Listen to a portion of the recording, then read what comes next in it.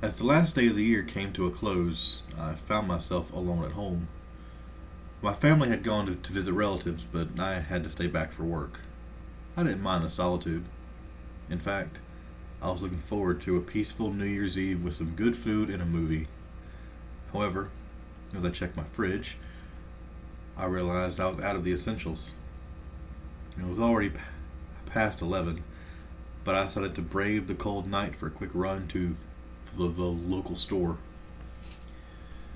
The streets were deserted, blanketed in a haunting silence that seemed unusual even for New Year's Eve.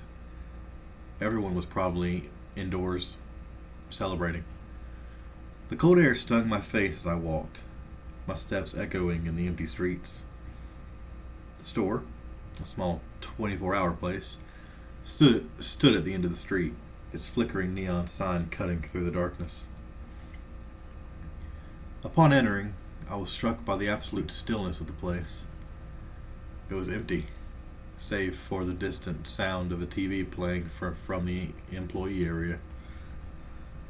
The lack of human presence felt unnerving, but I shrugged it off and grabbed a basket.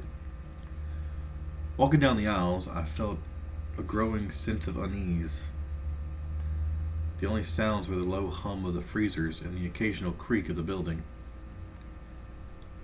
As I turned into the dairy aisle, I froze. At the other end stood a man. He was facing away from me, motionless, his head tilted oddly to one side. I called out a tentative, "Hello?" but he didn't react. Thinking he might be a staff member or another late night shopper, I cautiously approached. But something felt wrong. The man was muttering to himself in a low, disturbing whisper. My heart raced as I debated whether to approach or retreat.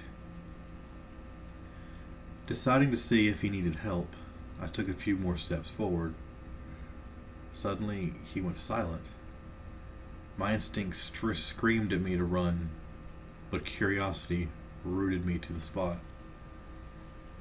He turned around abruptly. His face was gaunt, his eyes wide and frenzied. He let out a blood-curdling scream that echoed through the empty store, turning my blood cold. I dropped my basket in shock and bolted towards the front of the store. His footsteps echoed behind me, rapid and erratic. I reached the checkout area, panting and terrified.